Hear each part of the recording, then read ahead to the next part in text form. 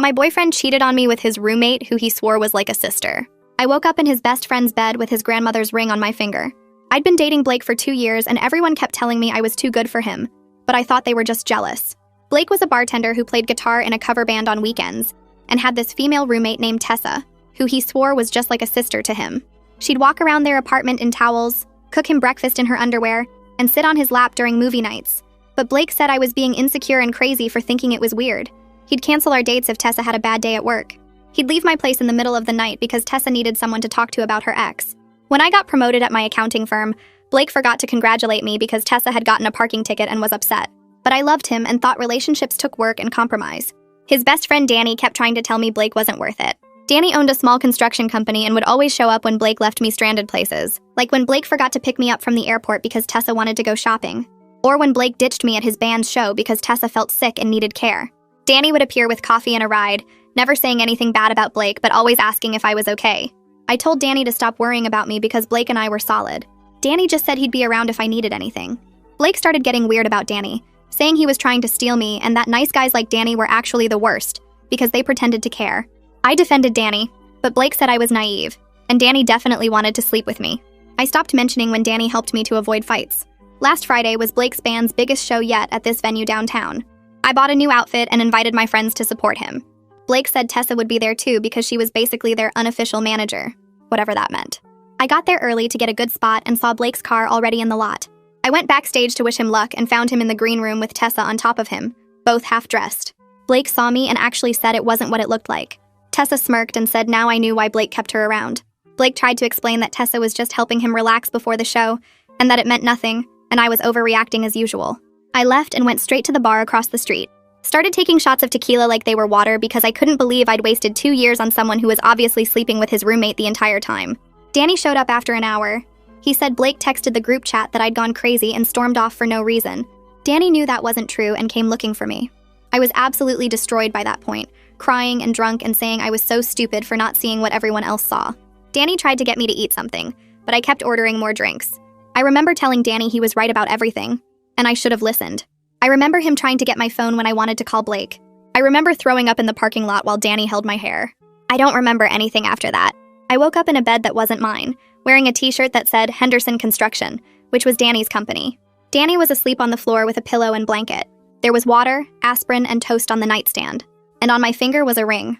Not an engagement ring, but Danny's grandmother's class ring. He always wore on his pinky. I sat up confused, and Danny woke up immediately, asking if I needed to throw up again. I asked what happened and why I was wearing his ring. He said I'd been trying to call Blake all night, so he gave me his ring to fidget with instead of my phone, and I refused to give it back. He said I kept saying it was prettier than anything Blake ever gave me, which wasn't hard since Blake never gave me anything. Danny said he slept on the floor after making sure I was okay, and nothing happened between us. He said his sister was in the guest room if I wanted to confirm with her. He'd called her to come over so I wouldn't wake up alone with just him there and get the wrong idea. His sister Lori came in with coffee and confirmed Danny was on the floor all night while she checked on me every hour. She said Danny was worried sick and kept saying he should have told me about Blake sooner. I asked what he meant. Lori said Danny knew Blake was sleeping with Tessa for at least 6 months, but didn't know how to tell me without seeming like he was trying to break us up. Blake called while we were talking. He said I embarrassed him by making a scene at his show, and Tessa was upset that I'd invaded their space. He said if I apologized to Tessa and accepted their relationship dynamic, we could work things out. I looked at Danny, who was pretending not to listen while making breakfast. I looked at his grandmother's ring still on my finger. I told Danny I needed to call Blake back and break up with him properly. Danny looked at me over the rim of his coffee cup and suggested maybe I should eat something first. He said big decisions needed clear heads and I'd had a rough night. Lori walked in carrying a plate of pancakes and set them down in front of me. She said drunk me had been absolutely hilarious last night.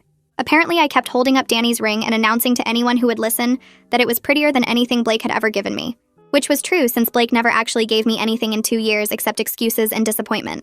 Lori said I'd refused to give the ring back to Danny, clutching it to my chest and saying it was mine now. Danny looked embarrassed and said I could keep it as long as I wanted. I twisted the ring on my finger and realized how much lighter I felt without Blake's constant weight dragging me down. I picked up my phone and listened to Blake's voicemail on speaker. His voice came through angry and sharp. He said I'd embarrassed him at his show last night by making a scene. He said Tessa was really upset that I'd invaded their space like that. Their space. He actually called it their space. Blake said if I apologized to both of them and accepted their relationship dynamic, we could probably work things out. He made it sound like he was doing me a favor, Like I should be grateful he was willing to consider taking me back after I caught him cheating. Danny's jaw tightened as he listened. Lori muttered something under her breath about Blake being delusional. I looked at Danny across the kitchen table and saw him clearly for the first time. He'd been showing up for me for 2 years while Blake couldn't even be bothered to pick me up from the airport. Danny brought me coffee when Blake left me stranded. Danny listened when Blake forgot to congratulate me on my promotion. Danny had been the one actually there while Blake was busy with Tessa. I called Blake back. He answered on the first ring and started talking immediately about how glad he was that I'd come to my senses. I cut him off and told him we were done. I said he could have whatever twisted relationship he wanted with Tessa, because I wasn't interested in being part of it anymore. Blake's voice changed from smug to angry in a second. He said I was overreacting like I always did. He said I knew Tessa was important to him, and that I'd agreed to be understanding about their friendship. I hadn't agreed to anything except being lied to and disrespected for 2 years. Blake kept talking, saying I was throwing away our relationship over nothing. I hung up mid-sentence. Danny was trying not to smile. Lori actually cheered and said she'd been waiting 2 years for me to dump that loser. She high-fived me across the table and said this called for celebration pancakes, which apparently were different from regular pancakes because they tasted like freedom. I realized I still had a key to Blake's apartment and he had one to mine. We needed to exchange belongings and keys before this got messier. Danny offered to go with me to Blake's place so I wouldn't have to face him alone. Lori said she'd go to my apartment in case Blake showed up there trying to get his stuff or cause drama. She said she'd been waiting for an excuse to tell Blake exactly what she thought of him. We finished breakfast and I borrowed some of Lori's clothes since mine from last night smelled like tequila and regret. Danny grabbed his truck keys and we headed out. The drive to Blake's apartment felt different from all the times I'd made this trip before. I wasn't nervous about what mood Blake would be in, or whether Tessa would be there making snide comments. I just wanted to get my things and be done with both of them. We pulled up outside Blake's building and I saw his car in the lot. Danny parked and asked if I wanted him to come up with me. I said yes because I didn't trust Blake not to try manipulating me if I went alone. We walked up to the second floor and I knocked on the door. Tessa answered wearing Blake's shirt and nothing else. She was smirking like she'd won some kind of prize. I handed her Blake's key and asked for my stuff. But Tessa leaned against the doorframe and said Blake had already taken my things to my apartment about an hour ago. She said he figured I'd come crawling back once I calmed down and realized what I was giving up. I asked what exactly I was giving up. Tessa's smirk got wider and she said a guy who knew how to have fun and didn't expect her to be boring and jealous all the time. Danny stepped forward and said we were leaving. Tessa called after us that Blake would be better off without someone as uptight as me anyway. We drove to my apartment and found black trash bags on my doorstep. Blake had dumped my belongings outside like I was garbage he was throwing away. Lori was already there and had started bringing bags inside. She looked furious and said she couldn't believe Blake had the nerve to treat my things this way. We carried everything in and I started going through the bags. My clothes were wrinkled and shoved in without any care. My books had bent covers. My toiletries from his bathroom were thrown in loose without caps, leaking everywhere. I found the 3 things Blake had given me over 2 years. A cheap necklace from a mall kiosk for my birthday. A coffee mug with a stupid joke on it for Christmas. A keychain from some bar his band played at. He'd taken them all back. Danny watched me pull out the items and said quietly that his grandmother's ring was still on my finger. He said I could keep it as long as I wanted. It meant more to me than anything Blake had ever given me anyway. My phone rang and I saw it was Savannah from work. She said she'd heard through friends about what happened at Blake's show last night. She wanted to make sure I was okay. I told her the whole story about finding Blake with Tessa and getting drunk and waking up at Danny's place. Savannah said she'd never liked Blake anyway. She said she always thought I deserved way better than some bartender who couldn't even remember my promotion. She said the whole office had been talking about how Blake didn't show up to the company party I'd invited him to last month because Tessa needed him to help her move furniture. Savannah said everyone thought I was too good for him, but nobody wanted to say anything because I seemed happy. I told her I wasn't happy. I was just used to making excuses for him. Savannah invited me to her place for dinner with some friends from work. She said I needed to be around people who actually appreciated me, instead of sitting around feeling sorry for myself. I agreed and asked what time. She said 6 o'clock, and to bring Danny if he wanted to come. I looked at Danny, who was helping Lori fold my clothes properly and put them away. I asked if he wanted to go to dinner at Savannah's. He said sure, if I wanted him there. We finished organizing my apartment, and Danny drove me to Savannah's place across town. She lived in a nice complex with a pool and actual parking spaces. We walked up to her door and I knocked. Savannah opened it and immediately pulled me into a hug. Then she saw Danny behind me and grabbed his arm, pulling him inside too. She said anyone who treated me this well was absolutely welcome in her home. Inside Savannah's apartment, 4 women from my accounting firm sat around a dining table covered with pizza boxes and wine bottles. Savannah introduced me to Michelle from Accounts Payable, Jenna from Tax Prep, and Kira from HR. Danny stood awkwardly near the door until Savannah grabbed his arm and pulled him to the couch. Michelle immediately launched into a story about her ex who maxed out 3 credit cards buying gifts for his side girlfriend. Jenna topped that with her ex who faked a business trip to Vegas but actually took his coworker to Hawaii. Kira said her ex borrowed her car to help his sick mother, but she found receipts for a hotel room and dinner for 2. Everyone looked at me, and I told them about finding Blake with Tessa in the green room. Michelle slammed her wine glass down and said Blake sounded like trash. Jenna asked how long Tessa had been living with him, and I said 2 years, the entire time we'd been dating. Kira shook her head and said she couldn't believe I put up with that situation for so long. I explained that Blake always made me feel crazy for being bothered by it. Savannah refilled everyone's glasses and said Blake was a classic manipulator who convinced me my normal reactions were overreactions. Danny sat quietly on the couch scrolling through his phone while we talked. Michelle glanced at him and asked if Danny and I were together now. I said no and felt my face get hot. Danny looked up from his phone and also said no. Savannah gave me this look that said she didn't believe either of us. The conversation moved on to other topics, but I kept noticing Danny watching me from across the room. The next week, I threw myself into work, staying late to finish reports and avoid going home to my empty apartment. Danny texted me every morning asking if I needed coffee. His sister Lori invited me to her place for dinner twice. Blake's texts started showing up constantly. Long paragraphs about how I ruined his band's biggest opportunity by causing drama before their show. Messages saying Tessa understood him in ways I never did because she actually supported his music career. Rants about how his bandmates were mad at him because venue owners heard about the backstage incident. I deleted each message without responding, but they kept coming. One night, I was at Danny's place helping him pick out new tile for his bathroom remodel, when my phone buzzed with another Blake essay. This one said the band might break up because nobody wanted to work with him anymore, and it was all my fault for making a scene. Danny saw my face and asked what was wrong. I showed him the message and he read it with his jaw clenched. He asked if I wanted him to talk to Blake, but I said no. Danny said Blake had no right to blame me for consequences of his own actions. I agreed, but the messages still bothered me. 3 days later, Blake sent a text saying he might consider taking me back if I posted an apology on social media. He wanted me to say I overreacted and misunderstood his relationship with Tessa. He said if I did that publicly, his reputation could recover, and we could start fresh. I stared at my phone screen, feeling something shift inside me. Danny was making breakfast in his kitchen, and I walked over to show him. He read it, and his face went red. He asked if I was okay, and I realized I wasn't hurt anymore. Just angry. Really angry that Blake thought he could cheat on me for months and then demand I apologize for catching him. I blocked his number right there while Danny watched. He smiled and said good. I felt lighter than I had in days. Danny called me the next afternoon and asked if I wanted to see his office. He said his business partner would be there and I could meet the guy who put up with him every day. I drove to Henderson Construction on the south side of town. The office was in a small building with trucks parked outside. Danny met me at the door and led me inside to a space with desks, filing cabinets, and construction plans covering the walls. A tall guy with graying hair stood up from one of the desks and shook my hand. Danny introduced him as Jasper, his business partner for 8 years. A woman with short dark hair sat at the other desk, and Danny introduced her as Evelyn, Jasper's wife who handled their bookkeeping. Evelyn stood up and hugged me like we were old friends. She said Danny had talked about me for years, and she was so glad I finally dumped the musician. I laughed nervously, and Danny looked embarrassed. Jasper showed me around the office while explaining their current projects. They had 3 houses under construction, and 2 bathroom remodels starting next month. Evelyn asked if I wanted coffee, and I said yes. She poured 2 cups and told Jasper and Danny to go look at blueprints or something. Evelyn led me to a small break room with a table and chairs. She sat down across from me and said she needed to tell me something. I sipped my coffee and waited. She said Danny had been in love with me since the day Blake introduced us 2 years ago. She said he never said anything because I was with Blake, and Danny didn't want to be that guy who tried to steal his friend's girlfriend. She said watching me stay with Blake while he treated me badly nearly killed Danny. She said this past week with me around the office and at his house was the happiest she'd seen Danny in 2 years. I sat there holding my coffee cup and didn't know what to say.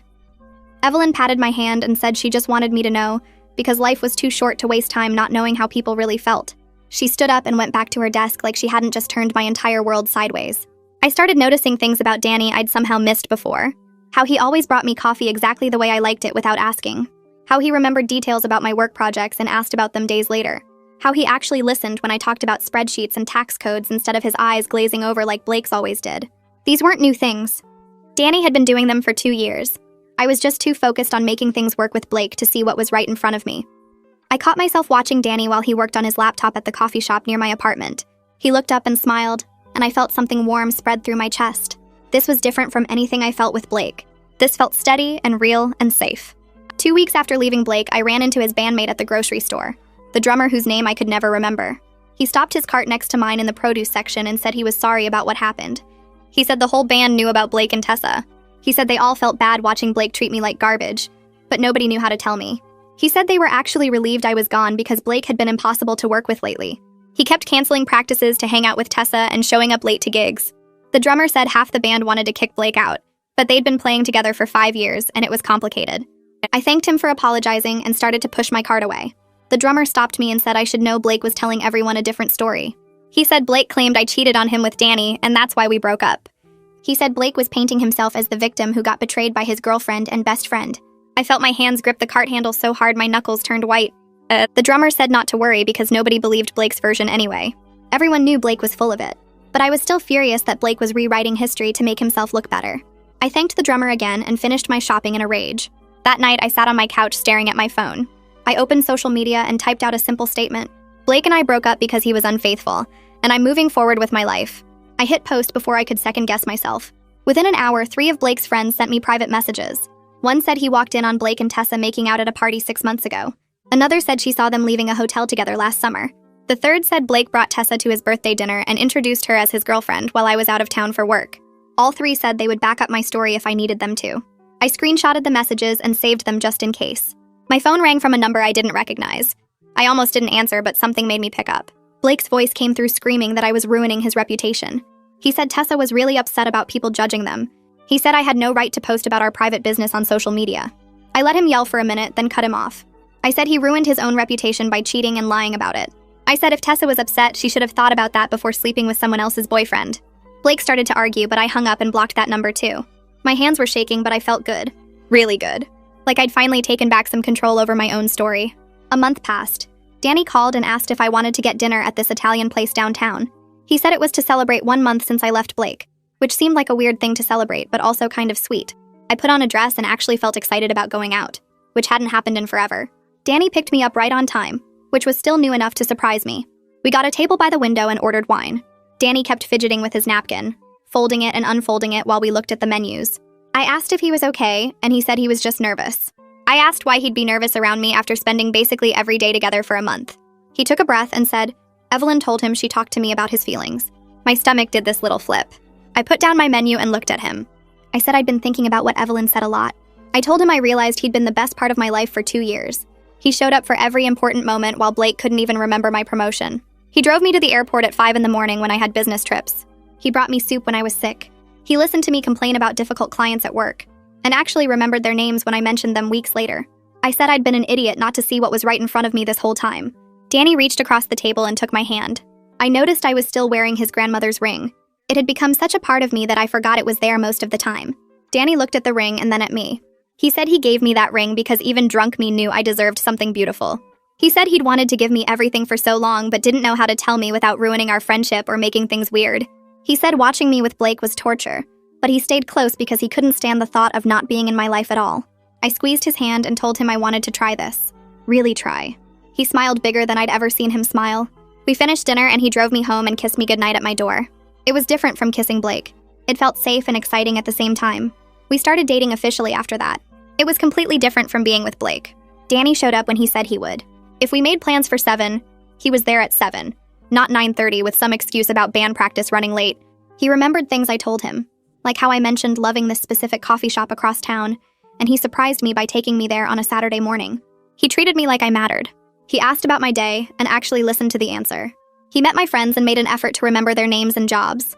When I had a big presentation at work, he sent flowers to my office.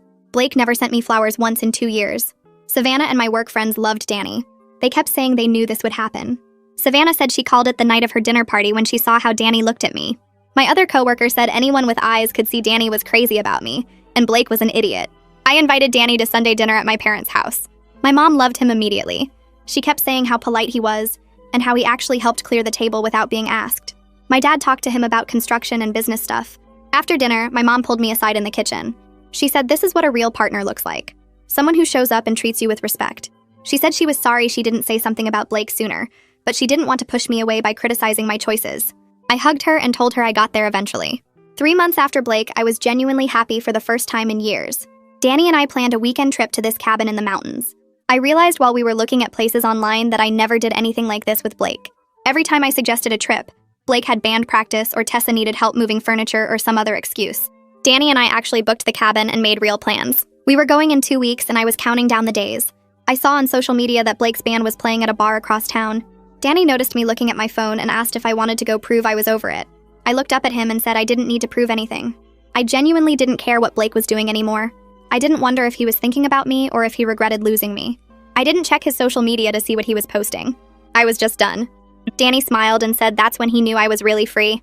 We were at his place one night watching some action movie on his couch. I had my feet tucked under me and his arm around my shoulders. The movie ended and we just sat there in the quiet. Danny turned to me and said he wanted to take his grandmother's ring to a jeweler and have it properly sized for me. I looked down at the ring on my finger. It was still too big, and I had to wear it on my middle finger to keep it from falling off. Then I looked back at Danny and realized he wasn't just talking about the class ring anymore.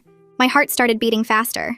He said he knew it was fast, but he'd loved me for 2 years already. He said when you know someone is right, you just know. I said yes before he even finished asking. Because sometimes the right person was there all along and you just needed to wake up and see it.